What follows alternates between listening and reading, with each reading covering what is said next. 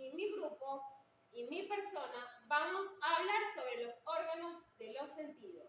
Mi equipo está integrado por Omaira Rondón, Valeria Morillo, Diego Soto, Roxanel Molero, Jaimari Paz, Gabriel Nava, Eliana Jiménez, Rafael Morales, Alejandra Villalobos y mi persona. Buenos días, mi nombre es Omaira Rondón y yo les vengo a hablar sobre el oído. El oído.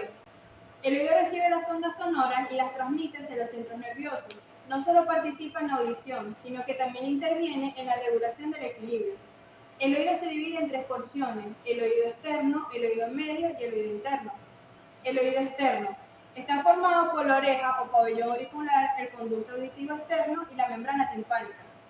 Pabellón auricular. La oreja o pabellón auricular está ubicada en ambos lados de la cabeza, entre la apófisis mastoides y la articulación temporomandibular. Presenta dos caras, lateral, medial y una circunferencia.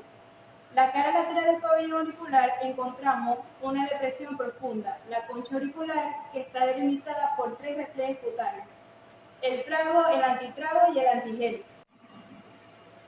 En la porción superior de la concha auricular encontramos la cinta auricular, hendidura entre los pilares del hélix y del antigélix. El hélix es el pliegue lateral y curvo del pabellón auricular. El antigélix es el pliegue curvilíneo que está ubicado en dirección anterior a la cola del hélix. La cara media del pabellón auricular está orientada en dirección medial y posterior. Esta cara se halla configurada en forma inversa a la cara medial. Es convexa a nivel de la concha auricular y cóncava a nivel del antigélix. La circunferencia. La circunferencia del pabellón auricular es ovalada y une sus caras medial y lateral. Conducto auditivo externo. Es un conducto en forma de S aplanada en sentido anteroposterior que presenta porción ósea y una porción cartilagonosa. Se extiende desde el orificio auditivo externo hasta la membrana timpánica. La membrana timpánica forma el límite medial del conducto auditivo externo y la pared lateral de la cavidad timpánica. Es una membrana delgada, transparente y circular que se extiende en dirección diagonal al final del conducto externo. Oído medio. El oído medio está ubicado entre el oído externo y el oído interno. Está formado por una cavidad, la cavidad timpánica, en cuyo interior se encuentran los huesecillos del oído y los músculos del oído. La cavidad timpánica. La cavidad timpánica presenta 6 paredes: membranosa, laberíntica, carótida, mastoidea, tegmental y yugular. Pared membranosa. La pared membranosa es una pared lateral de la cavidad timpánica que está formada por la membrana timpánica. Pared laberíntica. Es la pared medial de la cavidad timpánica que se separa el oído medio al oído interno. Pared carótida. Es la pared anterior de la cavidad timpánica formada por el conducto carótido y... Buenas tardes, mi nombre es Valeria y yo les voy a continuar con el oído medio. La mucosa del oído medio. La cavidad timpánica está tapizada por un epitelio escamoso, con una lámina propia muy vascularizada. Esta mucosa presenta pliegue, el posterior y el anterior, que se extienden al martillo, desde la base del manubrio del martillo hasta las porciones posterior-superior y anterior-superior del anillo timpánico, conteniendo las porciones posterior y anterior de la cuerda del tímpano. La trompa auditiva es un conjunto de aproximadamente 4 centímetros de longitud que se extiende desde la cavidad timpánica del oído medio hasta la pared de la nasofaringe. Su función es ventilar la cavidad timpánica. Presenta una porción ósea y una cartilaginosa. Ahora les voy a hablar sobre el oído interno. Está constituido por un laberinto timpánico y este a su vez está constituido por una cóclea y por los canales semicirculares. El laberinto óseo también está constituido por el vestíbulo. El vestíbulo es la porción del laberinto óseo que contiene el sáculo y el utrículo, y este tiene 6 pares. Los conductos semicirculares son 3 conjuntos en forma de herradura que están ubicados en dirección posterior y superior al vestíbulo, comenzando y terminando en él. Estos conductos tienen unas células especiales que detectan el movimiento y el cambio de posición. En estos canales unas piedras de calcio que ayudan a mantener el equilibrio y también ayudan a que el cerebro entienda en qué posición estamos, ya que cuando nos movemos las piedras también lo hacen. La cóclea es el órgano sensorial principal de la audición. Las vibraciones de un sonido llegan al oído medio y luego este hace que el líquido del oído interno se mueva y luego el líquido dobla las células pilosas, que son pelos, en la cóclea. Luego el conducto auditivo interno es la porción inferior, que es por donde pasan las fibras del nervio saccular. Dentro de esta área se pueden ver el orificio singular, que es por donde pasa el nervio simpular posterior. Corta un momentito, se corta y ahorita sigo grabando. El laberinto membranoso son las partes blandas que están dentro del laberinto óseo, que son pequeños conductos y dilataciones recubiertos por un epitelio. El laberinto vestibular. Este está formado por el ustrículo y el sacro, los conductos semicirculares membranosos y la porción inicial del conducto coclear y también del conducto endolinfático. Luego tenemos el laberinto coclear, que está contenido dentro de la cóclea ósea. Luego la arteria auditiva interna se divide en la arteria vestibular anterior y la arteria coclear. Ya. Mi nombre es Alejandra Villalobos y yo le vengo a hablar sobre el sentido del gusto. El gusto es el encargado de registrar el sabor de los alimentos e identificar por determinadas sustancias solubles de la lengua, de la saliva, algunas de sus cualidades químicas. Aunque constituye el más débil de los sentidos, está unido con el olfato para hacer así su función. Son los encargados de que el olor de los alimentos que ingerimos asciendan por la bifurcación aerodigestiva y pasen por la mucosa olfativa. Así se da el extraño fenómeno que consiste en que probamos primero los alimentos por la nariz. Un claro ejemplo es cuando un paciente tiene la nariz tapada por catarro, al momento de ingerir alimentos, no encuentra todo insípido y sin sabor. Este sentido también es un auxiliar importante para la digestión, ya que estimula la secreción de las salivas y los jugos gástricos. Ahora sí. No, el sentido del gusto. Estaba primero. Ajá. El gusto es aquel de nuestro sentido que es el que se encarga de darnos la noción del sabor de los alimentos. Por el aparato nervioso que se encarga de hacer posible estos mecanismos se encuentran en la superficie exterior de la lengua y este resulta el órgano del gusto. El otro. Ajá, no, la anterior. Se distingue, estudiaremos sucesivamente su conformación exterior, su cuerpo muscular, sus mucosas, sus vasos y nervios. Ahora sí. La conformación exterior. La lengua tiene forma de cono. La lengua tiene forma de cono colocado en sentido sagital y aplanado. De arriba hacia abajo. Con una punta está inclinada hacia adelante. De ella se encuentran dos porciones, una anterior o bucal y la otra posterior y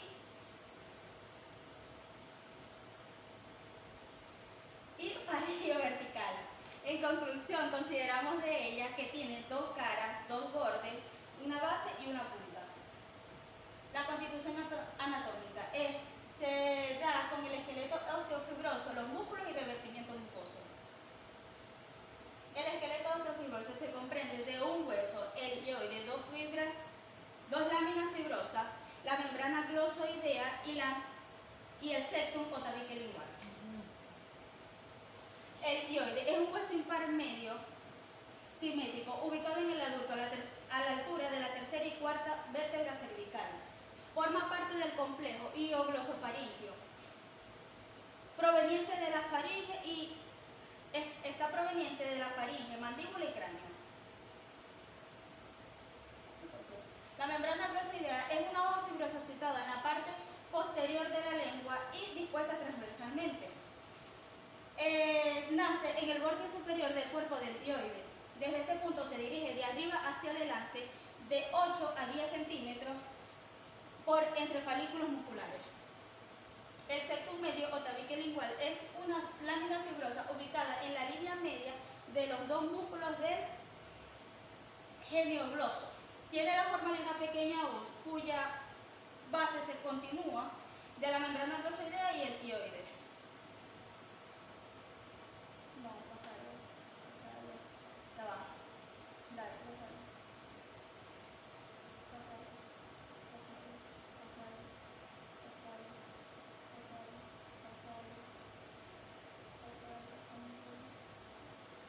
Vengo por la mucosa lingual. Ya, te pasa. Ajá. La mucosa lingual es delgada y transparente. Envuelve la lengua en toda su extensión y sección de la base. Rodea la base alrededor de su mucosa vecina, es decir, la de la laringe, faringe, el velo del paladar, encías y suelo de la boca. El color de la mucosa es amarillento en ayuna y abstinencia y rosado en la parte interior de la lengua. Papilas de la lengua, según su forma se dividen en 5 grupos. Las papilas calciformes son las más voluminosas y las más importantes, ya que son las más voluminosas y las más importantes, ya que son las encargadas de darnos información acerca del sabor amargo y se sitúa en la zona próxima de la garganta o en la parte posterior de la lengua. Las papilas fusiformes son proyecciones localizadas sobre el dorso de la lengua, predominan en la superficie ventral y lateral. Se componen de una cabeza más o menos voluminosa. Las papilas filiformes tienen forma de pequeñas prominencias cilíndricas y miden de 1/3 de milímetro a 3 milímetros de longitud. Las papilas foliadas son verticales y están situadas en la base, en el borde de la lengua, cerca de la base, y se hallan en extremos desarrollados. Las papilas hemisféricas son pequeñas y parecidas a las papilas dérmicas de la piel y se encuentran en toda la mucosa lingual. Las glándulas anexas a la mucosa lingual son dos clases, las glándulas foliculares que están situadas en el dorso de la lengua detrás de la B, formando una serie continua desde la epiglotis hasta las papilas calciformes y de una amígdala a otra.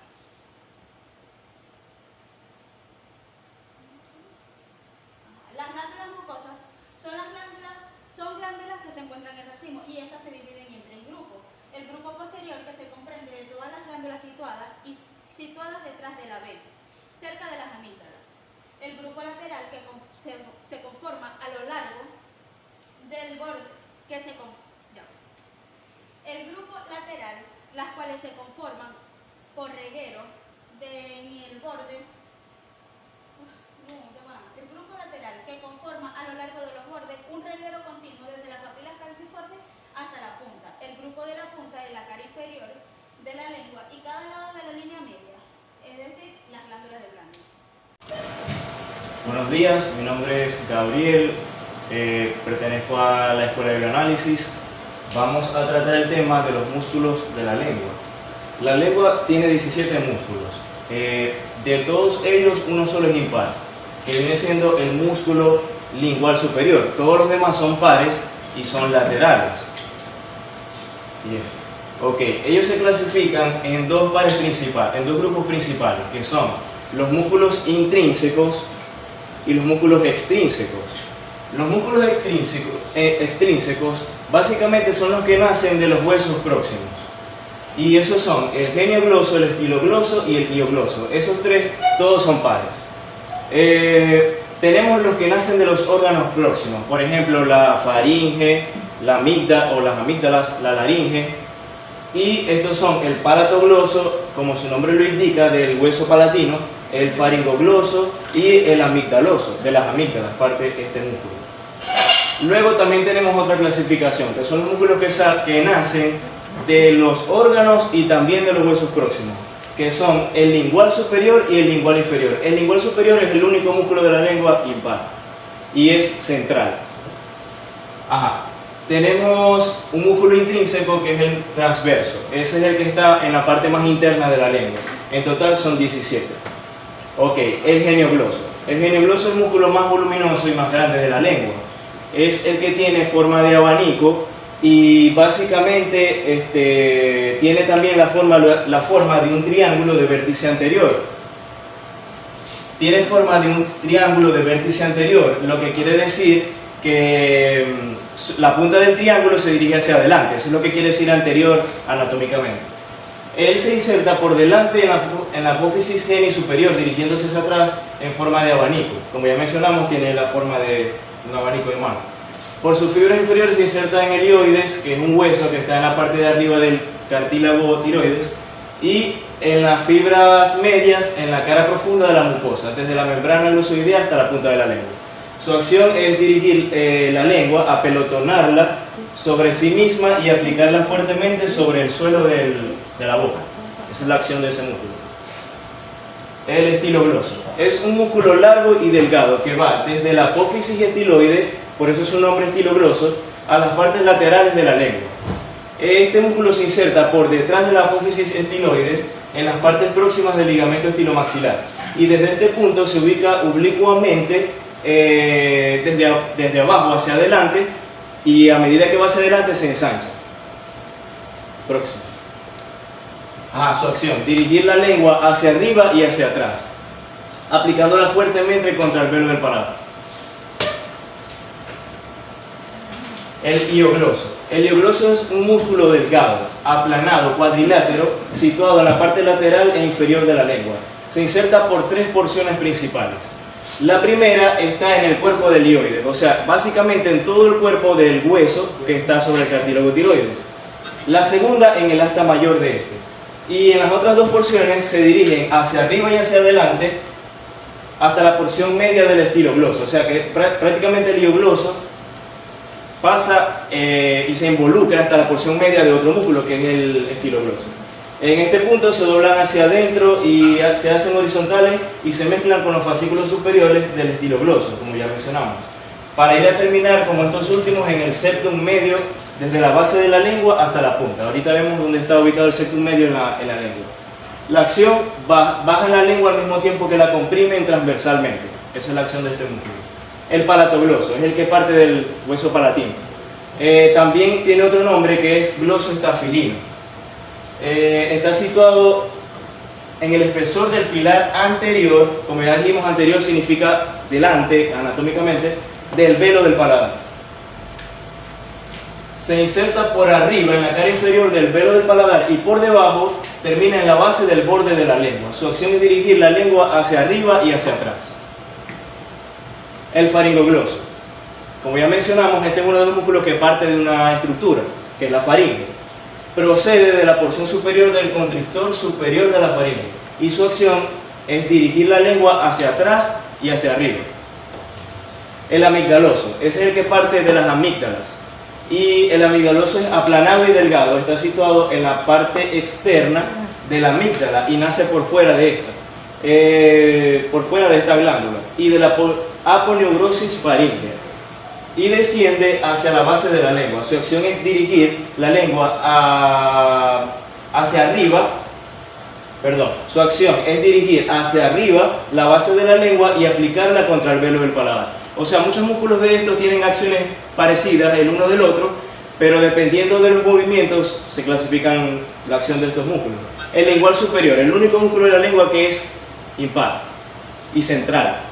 Este músculo está situado en la cara superior de la lengua, desde la base hasta la punta. Se inserta por la base de la lengua por tres fascículos también. El fascículo medio, que es el primero y el principal, y luego se inserta por dos fascículos, que son laterales, que parten de las astas menores del lioide. Desde estos puntos de origen posteriores, los tres fascículos se dirigen hacia arriba y hacia adentro, también ensanchándose, como el geniogloso, que parece un abanico. La acción: elevar la punta de la lengua al mismo tiempo que la dirige hacia atrás. Es un elevador y un retractor de la punta de la lengua. El lingual inferior. Este es otro músculo par, el último. Sería situado en la cara inferior de la lengua por parte de las astas menores del lioide. Se dirige hacia adelante y hacia arriba para terminar en la mucosa que reviste la punta de la lengua. Su acción es acortar la lengua en sentido antero-posterior, o sea, de adelante hacia atrás, al mismo tiempo que dirige la punta hacia abajo y hacia atrás. Es un depresor y un retractor de la punta de la lengua. El transverso. El transverso, como su nombre lo indica, está ubicado transversalmente en la parte media de la lengua y está constituido por fascículos transversales que toman origen por dentro en el septum lingual y terminan por fuera de la mucosa de los bordes de la lengua. El septum lingual es este que está aquí. La acción: la lengua se pone redonda y afilada y básicamente proyecta la lengua hacia afuera de la cavidad bucal. Esa parte de... Paso. Le vas a dar hasta la vena... Ahí. Ok, los vasos y los nervios de la lengua.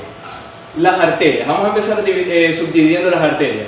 Como ya sabemos, las arterias del cuerpo humano son las que llevan sangre del corazón hacia los órganos y las venas son las que traen sangre de los órganos y los tejidos hacia el corazón. Las arterias de la lengua provienen principalmente de la arteria lingual, que es una rama de la carótida externa, y de la arteria palatina inferior y de la arteria faríngea inferior. De allí parten las arterias principales de la lengua. Aquí hay una imagen donde está ubicada la carótida interna y luego se ve en verde la carótida externa, que pasa prácticamente por la mandíbula, y de allí parten las arterias de la lengua. Otra imagen donde está la carótida común, y de allí se subdivide la arteria facial, la arteria occipital y la arteria lingual, que es la que estamos estudiando, la principal de la lengua. Las venas. La mayoría se dirigen a la cara externa del músculo hiogloso y se unen aquí en un tronco, la vena lingual, que desemboca en la yugular interna. Quiere decir que básicamente de la yugular interna viene esta vena. Una imagen con la yugular interna, de donde parten entonces las venas principales o venas sublinguales de la lengua. Ok, ese punto es de Alejandro, ¿o no? ¿Es mío? Es tuyo. Ajá, los linfáticos. Los linfáticos, como ya sabemos, el sistema linfático del cuerpo humano se encarga de muchas propiedades inmunológicas y del equilibrio de los líquidos del cuerpo. Son ganglios y están ubicados en todo el cuerpo, como también en la lengua. Los linfáticos de la lengua están ubicados debajo de la mucosa y de la zona subpapilar del corión, por delante de la quinta lingual.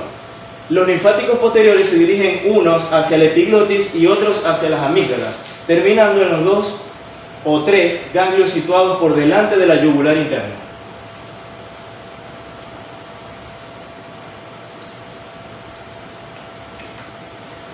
Aquí tenemos una imagen de lo que son la cadena linfática de la garganta, que rodea la yugular interna, y también tenemos la cadena linfática de lo que es la mandíbula, parte del cráneo y parte de la cadena linfática de la lengua.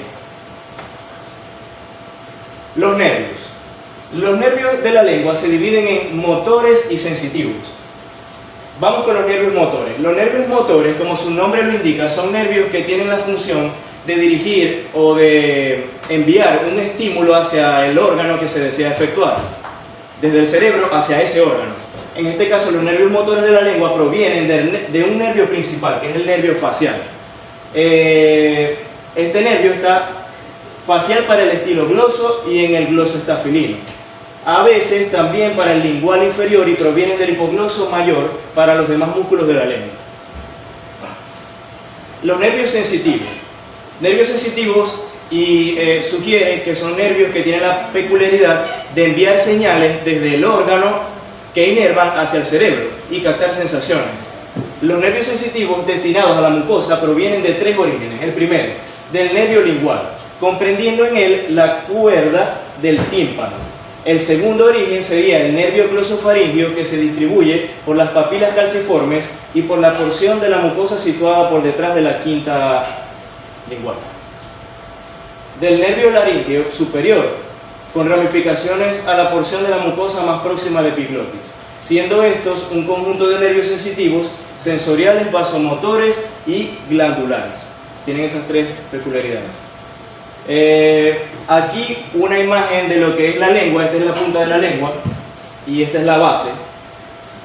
Este es el cartílago tiroides y básicamente el hueso hioides. Aquí se puede apreciar una imagen de los nervios principales de la lengua, que son sublinguales básicamente. Las arterias. Siguiente. Ok, las papilas. La papila gustativa. Las papilas gustativas constan de varios órganos que hacen posible la percepción de los sabores. Los principales, llamados botones gustativos. ¿Por qué botones gustativos? Su nombre proviene de que tienen la apariencia física de un botón. Siguiente. Aquí hay un botón gustativo. Este tejido viene siendo la papila gustativa. Esta es la cavidad bucal aquí arriba. Y estos son ramas nerviosas, que son nervios aferentes. ¿Por qué? Porque aquí se capta la sensación del sabor químicamente y estas son células. Dentro de las células hay núcleos y hay mitocondrias y estas células pueden percibir esas sustancias químicas y enviarlas como estímulos a los nervios eferentes y luego llegar al cerebro. Así se percibe la sensación del sabor. ¿Dónde está el centro del gusto en el cerebro? El centro del gusto se encuentra y se estimula en el área del cerebro donde se almacena la memoria, básicamente de los olores. ¿Por qué? Porque la memoria trabaja en conjunto con el sentido del gusto, ya que gracias a la memoria podemos identificar muchos olores y muchos sabores. El centro del olor y del gusto en la parte media del lóbulo temporal y los recuerdos permiten a la persona distinguir e identificar muchos olores diferentes percibidos a lo largo de la vida. Esa área se encuentra en el área temporal de la corteza cerebral del cerebro. Mi nombre es Roxanne Moller y yo les vengo a hablar sobre el sentido de la vista. El ojo o glóbulo ocular es un órgano sensorial par. Su principal función es detectar estímulos visuales. Esto es conocido como fotorrecepción. Además, es la responsable de actuar como sensor para enviar información al cerebro a través del nervio óptico, ya que el nervio óptico es el encargado de enviar nuestros glóbulos oculares hacia la parte encargada del cerebro. El ojo está compuesto por 3 capas principales, que son la capa fibrosa, que está compuesta por la esclerótica y la córnea. La esclerótica es la parte blanca de nuestro ojo, que está ubicada en la parte exterior y también ayuda, ¿verdad? Es una capa fuerte y fibrosa. La córnea, además de ser una capa protectoria que se encuentra en la parte frontal de nuestro ojo, también nos ayuda a sostener la retina. Es una capa formada por multitud de vasos sanguíneos que se encuentran que protegen la esclerótica y la retina, ya que esta vascularización permite tener oxígeno y nutrientes al ojo, principalmente a la retina. El cuerpo ciliar. El cuerpo ciliar es el encargado de generar y producir un líquido que tenemos dentro de nuestros ojos que se llama humor acuoso. La retina y el iris. El iris es lo que nosotros podemos ver alrededor de nuestras pupilas, que en mi caso es de color marrón. Por ella puede entrar la luz siempre y cuando la pupila esté agrandada o dilatada. Luego viene nuestro cristalino. El cristalino es el encargado de proyectar. El humor acuoso es encargado de nutrir los tejidos que están entre la córnea y el iris, ya que estos tejidos padecen de circulación sanguínea. El humor acuoso los permite nutrir para que ellos tengan circulación sanguínea. El humor vítreo. El humor vítreo es el encargado de mantener la circulación, ¿verdad? Y aparte también sostiene la retina. El humor vítreo es el encargado también de mantener la forma esférica del ojo. El nervio óptico agrupa 1 millón de células nerviosas que pasan a través de nuestra parte inferior de nuestros ojos hacia el... Buenos días, mi nombre es Diego Soto y yo le voy a hablar sobre los anexos del ojo. El periodo orbitario es la vaina fibrosa que cubre los huesos. Se encuentra en la parte interna de la órbita y es la que le proporciona nutrición y sensibilidad a los huesos. Ahora voy a hablar sobre los músculos de la órbita. Estos músculos se dividen en 3 categorías. Músculo recto, músculo elevador del párpado superior. Este músculo es un músculo voluntario que cumple la función de elevar el párpado superior. La otra categoría son los músculos rectos del ojo. Los músculos rectos del ojo se dividen en 4. Músculo recto superior cumple la función de girar el ojo hacia arriba. El músculo recto inferior cumple la función de girar el ojo hacia abajo. El músculo recto interno puede girar el ojo hacia la aducción de la nariz. Y el músculo recto lateral puede girar los ojos a la vez. Ahora voy con los músculos oblicuos del ojo. Estos músculos oblicuos se dividen en 2. El músculo oblicuo inferior es uno de los músculos extraoculares más largos y cumple la función de orientar el ojo hacia la sien y mirada alta. El músculo recto superior es uno de los músculos extraoculares más cortos y el cual cumple la función de orientar la mirada, una mirada baja y hacia la nariz. Ahora voy con la cápsula de enterón. Es una envoltura facial que envuelve al globo ocular. Se me olvidó otra parte. Es una envoltura facial que envuelve al ojo. Por su cuento anterior se fusiona con la esclera, mientras que posteriormente se fusiona con las meninges que envuelven al nervio óptico. Ahora voy con... Químicamente la grasa originaria posee una composición en ácidos grasos insaturados mucho más rica que ninguna otra grasa corporal, lo cual aporta mayor viscosidad a los movimientos de la estructura que engloba. La ceja. La ceja es un elemento protector. Se cree que el vello púreo situado sobre nuestros ojos permite canalizar cualquier tipo de líquido no deseado para mantener la visión despejada. Son los encargados de proteger su superficie frente a elementos extraños que puedan dañarlo. Además, cada vez que parpadeamos, nuestros ojos reciben un conjunto de sustancias que ayudan a mantenerlos lubricados y evitar que se sequen. Configuración interna de los párpados. Los párpados presentan cada uno 2 caras, una cara posterior y una cara anterior, y a la vez presentan 2 extremos, un extremo interno y uno externo. Con la cámara anterior se encuentra en la parte delantera del ojo, entre la córnea y el iris, mientras que la cámara posterior se encuentra entre el cristalino y la córnea, entre el iris y el cristalino. La cámara vítrea se encuentra entre el cristalino y la parte posterior del ojo. Glándula de los párpados. Las glándulas del meibomio son un conjunto de glándulas sebáceas ubicadas en las placas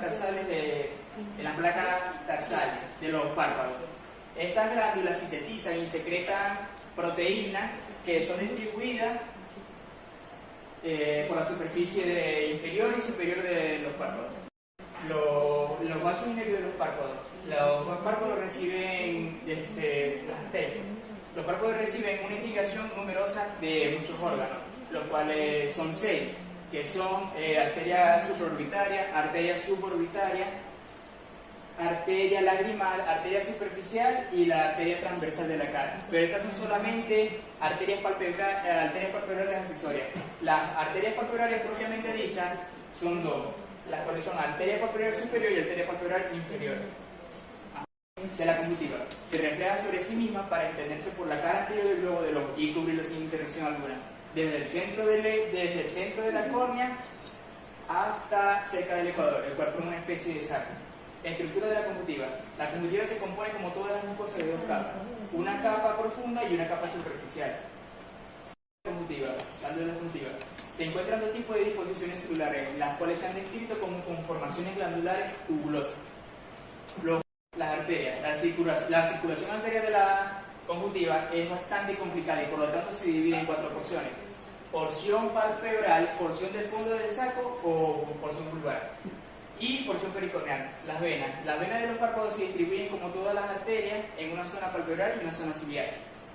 Los nervios. Estos proceden de varios puntos. Del nervio lagrimal, por fuera del nervio lagrimal, por dentro del nervio nasal y por el centro o por la parte interna de la conjuntiva, los nervios ciliares. Aparato lagrimal. Es un grupo de estructuras que se encuentra ubicado en la órbita ocular y que es el encargado de la producción y distribución de la lágrima, así como de su distribución y evacuación. Vías lagrimales propiamente dichas. La vía lagrimal es el órgano encargado de la distribución y producción de las lágrimas y está diferenciado por una zona proximal y otra distal. Composición del aparato lagrimal. El aparato lagrimal se compone de dos partes: el sistema secretor, que es donde se produce la lágrima; el sistema excretor, por donde se elimina la lágrima hacia las fosas nasales, y está compuesto, entre otras estructuras, por los puntos lagrimales o los canalículos lagrimales, los sacos lagrimales o conductos nasolagrimales, que transportan la lágrima del ojo hasta la cavidad. Buenos días, mi nombre es Aymari Paz y yo les voy a realizar una exposición sobre el sentido del tacto. El tacto. La piel es la envoltura que recubre todo nuestro cuerpo. Ella posee unas estructuras receptoras que registran las impresiones táctiles y de contacto, de temperatura y de dolor. Además de esto, también tenemos algunos anexos como las glándulas sebáceas, las sudoríparas, las uñas y el pelo. ¿Cómo funciona el sentido del tacto? En la piel, como ya mencionamos anteriormente, podemos percibir los estímulos de dolor táctiles. Estas sensaciones pueden ser muy finas, de quinceptípticas, o más groseras, protosepáticas, que van dirigidas al sistema nervioso central por los nervios sensitivos, protosepáticas. Las fibras que conducen estas sensaciones al sistema nervioso llegan al neuroeje fax posterior de la médula espinal correspondiente. La sensibilidad nociceptiva es la que nos produce dolor y temperatura. En la piel no solo se originan este tipo de sensaciones, sino que también nos crean los mecanismos de defensa y de reflejo. La acción termorreguladora. Además de que la piel nos protege nuestro cuerpo del frío y del calor, gracias a la excreción sudoral también por su gran espesor nos protege de los cambios, etc. Y la acción metabólica, gracias a la excreción sudoral, ayuda a contribuir al equilibrio hídrico. Esto opone la salida de los líquidos de la sangre, el plasma. Por ejemplo, las heridas cutáneas abiertas, hemorragia, son un gran ejemplo, y las quemaduras extensas, de esta importante acción. La anatomía del tacto. El tacto se divide en 3 capas. Principalmente tenemos la epidermis, que está constituida por células estratificadas, que se regeneran en su profundidad y se eliminan en la superficie. De allí su gran poder de cicatrización. Dentro de la epidermis tenemos las células de Merkel, que están en la capa de las células basales, en la parte más profunda de la epidermis, y se conectan con los nervios. En la segunda capa tenemos la dermis, que viene subyacente a la epidermis y está conectada con la red capilar y las fibras nerviosas. Es densa y está orientada también por el sentido de las líneas de tensión. En la piel tiene una única vascularización. Esta vascularización se divide en 2. Las musculocutáneas, que son provenientes de la profundidad, atraviesan la fascia de revestimiento, de penetrar en el plano subcutáneo, y son las más numerosas sobre los miembros.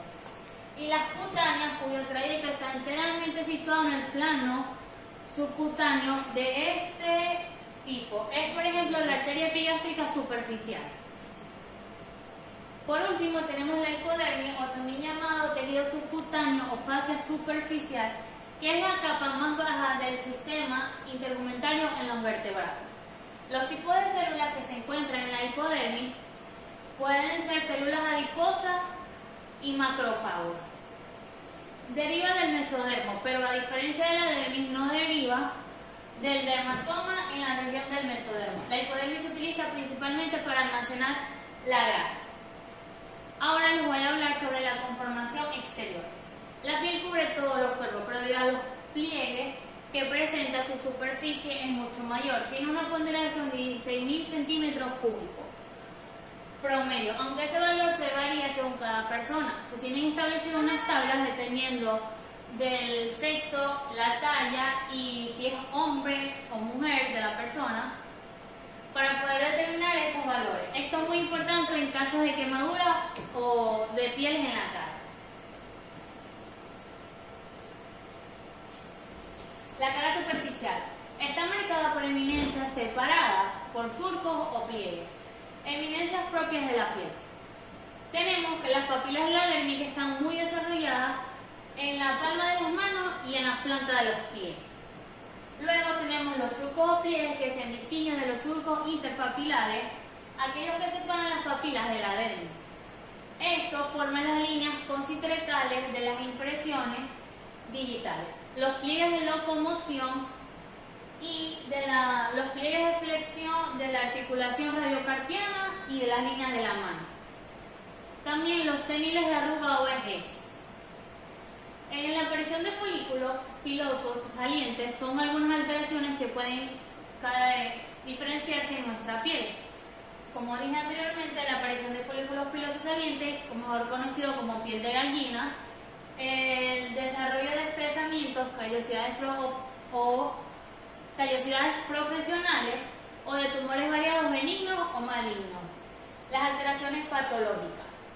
Ahora viene con la cara profunda. Está en contacto con el tejido subcutáneo por medio de fibras conectivas, a veces muy densas, que modifican el exterior de la piel.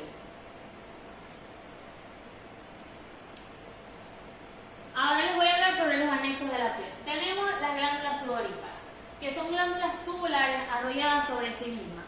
Conocemos principalmente que las glándulas sudoríparas son las que nos permiten la excreción sudoral en nuestro cuerpo. Pero son más numerosas, podemos conseguir en las axilas, en la palma de la mano, la frente, etc. Tenemos las glándulas sebáceas, que son glándulas en racimo, casi siempre son anexadas a los pelos, a los que aumentan con su secreción. No existen en la superficie de las palmas de las manos y de los dedos, ni en la planta de los pies. Pueden originar quistes sebáceos. Tenemos los pelos, que son producciones epidérmicas filiformes y suaves que poseen una raíz como un bulbo hundido en el folículo piloso intradérmico y que presentan un tallo libre. Su distribución varía según el sexo y existen desde el nacimiento. En la pubertad tienden a desarrollarse un poco más dependiendo del sexo y del lugar donde se encuentran.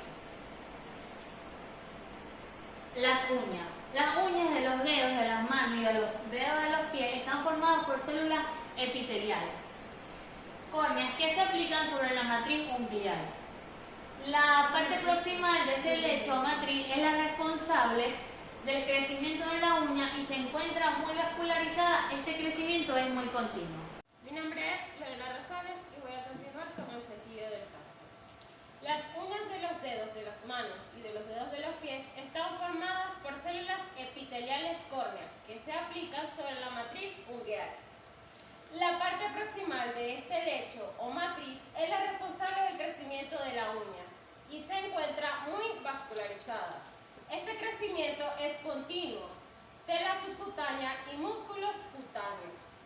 La tela subcutánea está formada por el panículo adiposo, cuyo espesor y consistencia son muy variables.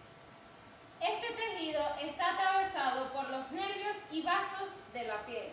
Se adhiere más o menos en profundidad. Extremidades. Se distinguen en proximal y distal.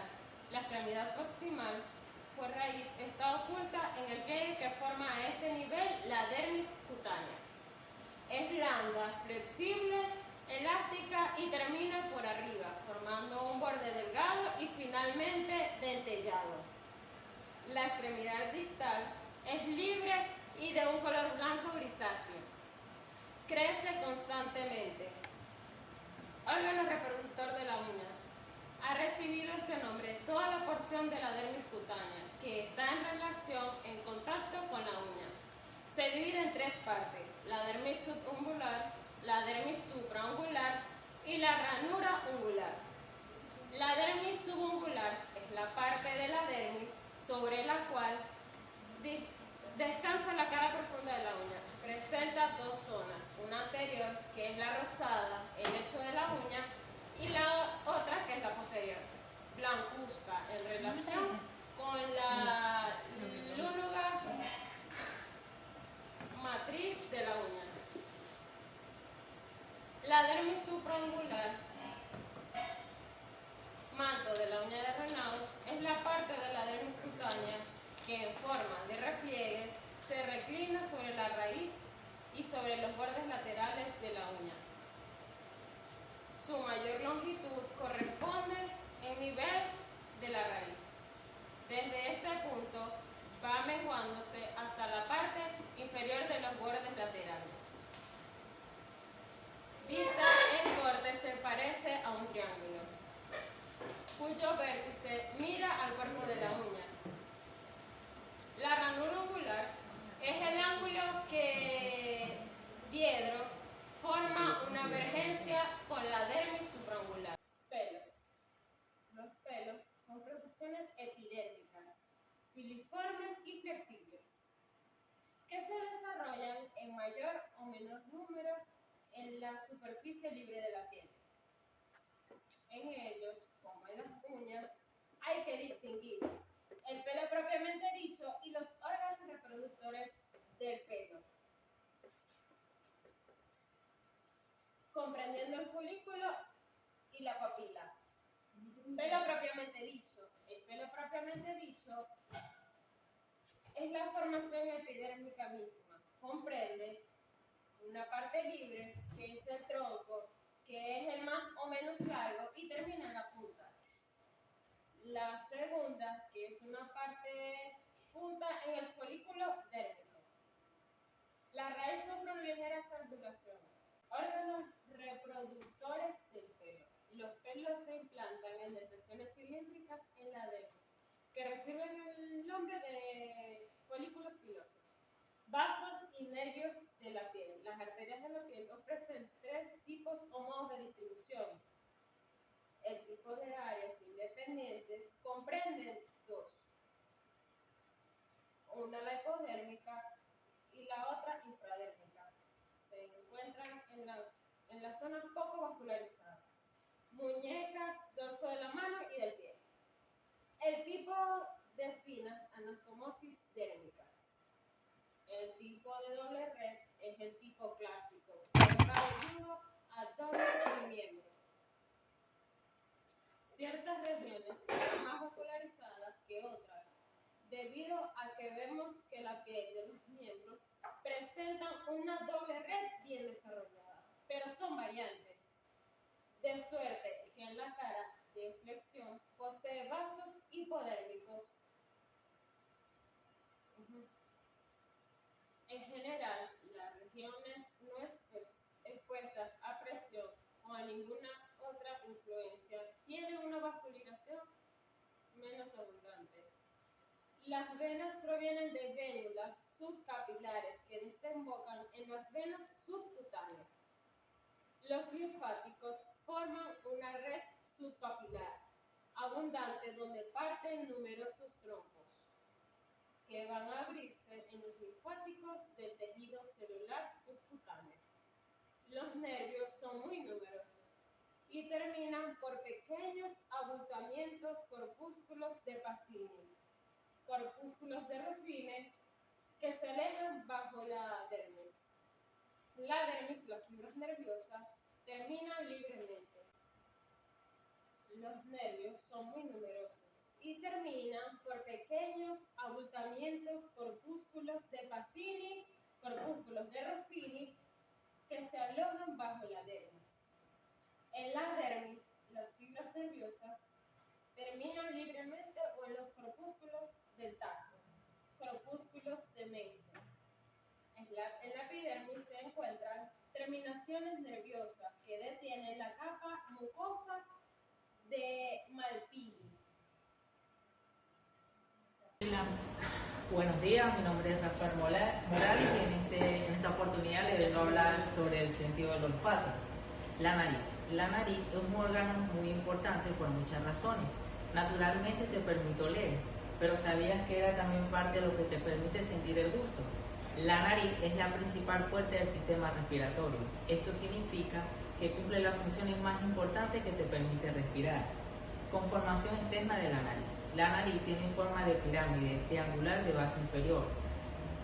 Se consideran en ella 3 caras, 3 bordes, vértices y base. Caras son 3, 2 laterales y una posterior. Las caras laterales son planas, triangulares inclinadas hacia la región de las mejillas. Fijas en su mitad superior, son movibles en su mitad inferior a la de las alas de la nariz. Las caras posteriores se representan con 2 canales que se confunden con las 2 fosas nasales. Bordes son 3, 2 laterales y uno anterior. Los bordes laterales forman con la parte próxima de la cara un surco longitudinal que toma sucesivamente los nombres de nasopalpebral, nasogeniano y nasolabial. El borde anterior o dorso de la nariz está representado por una línea inclinada más o menos hacia adelante y termina abajo en una eminencia redondeada llamada lóbulos de la nariz. ¿Qué es la pituitaria en las fosas nasales? Dentro de la nariz, una estructura especial. La pituitaria es una membrana mucosa que tapiza internamente las fosas nasales. En ella se distinguen 2 regiones diferentes, que son la pituitaria roja o respiratoria y la pituitaria amarilla u olfatoria. La pituitaria amarilla se ubica en la parte superior de ambas fosas nasales y consta de 3 tipos de células. Las células olfativas contienen en su cabeza unos 20 filamentos llamados cilios. Estos cilios transforman las señales químicas en impulsos nerviosos. Fosas nasales. Las fosas nasales son dos cavidades situadas sobre la boca que se comunican al exterior por medio de las narinas u orificios nasales y por la faringe por medio de las juanas. Gracias. Junto con el sentido del olfato, vamos a hablar de un órgano muy importante, que es la faringe. Es un órgano en forma de embudo, mide aproximadamente 10 centímetros, tiene forma tubular y es hueco por dentro. Durante la respiración, permite el paso del aire entre la laringe, la tráquea y las cavidades nasal y bucal. Está compuesto por 3 partes: la nasofaringe, la orofaringe y la hipofaringe. La nasofaringe está posterior a la cavidad nasal y esta solo funciona para el paso del aire. La orofaringe está posterior a la cavidad bucal y contiene las amígdalas palatinas. Ayuda al paso del aire y de los alimentos. Y la hipofaringe es un conducto que une la orofaringe con el esófago por la parte inferior. Las funciones del olfato son muy importantes e indispensables para la supervivencia, ya que con podemos percibir los olores desagradables, tóxicos y pútridos, los cuales nos permiten identificar sustancias nocivas y alimentos en estado de descomposición. Colabora también con el sentido del gusto. La percepción de los sabores también va de la mano con el sentido del olfato. Percibe una variedad en olores. El humano es capaz de percibir entre 5.000 y 10.000 olores diferentes. Refuerza la memoria. Se es conocido que recordamos mejor los olores que las imágenes y sonidos, lo cual nos permite recordar muchísimas cosas. Participa en el estado de ánimo de los individuos. Dependiendo de la sustancia que se pueda percibir, los estados de ánimo pueden cambiar. Es un marcador temprano de enfermedades neurodegenerativas como el Alzheimer y la enfermedad de Parkinson. Los estímulos químicos presentes en el medio ambiente son detectados por 3 sistemas. El sistema olfatorio, el cual se encarga de percibir las partículas odoríferas del ambiente. El sistema vomeronasal, el cual se encarga de percibir sustancias químicas como las feromonas, que esto ayuda en el sistema reproductivo de los seres humanos. Y el sistema trigeminal, que participa como sistema de defensa, el cual supervivencia humana. Ayuda a percibir sustancias tóxicas y nocivas para la salud. El olfatorio y el bulbo olfatorio. El bulbo olfatorio es una masa redonda de tejido que está compuesta por muchos nervios. El bulbo olfatorio está compuesto en dos partes, cada uno en la parte inferior de la corteza del cerebro y superior a las fosas nasales para cada uno. Es el encargado de enviar las señales recibidas de la nariz hacia el cerebro. El nervio olfatorio, conocido también como el primer par craneal, es el encargado de recibir las señales transmitidas desde la nariz hacia el cerebro. Cabe destacar que las recepciones de los olores pasan primero por el sistema límbico antes de llegar al tálamo. Por eso se considera que pueden alterar los estados de ánimo de las personas. Fisiología del olfato. En esta lámina podemos percibir mejor todo lo que es el epitelio nasal, el hueso etmoide, las células mitrales y el bulbo olfatorio, el cual en su interior está compuesto por neuronas, las cuales ayudan a percibir las señales transmitidas. Dentro del proceso de la percepción de los olfatos está la glándula de Bowman, la cual excreta unas proteínas que ayudan a la adherencia de los olores mediante una mucosa. Esta señal es transmitida y recibida luego de haber sido purificada y calentada en las fosas nasales por las dendritas. Esta señal atraviesa toda la neurona mediante los axones y llegan hasta las células mitrales, las cuales son las encargadas de enviar la recepción de la señal hasta el cerebro.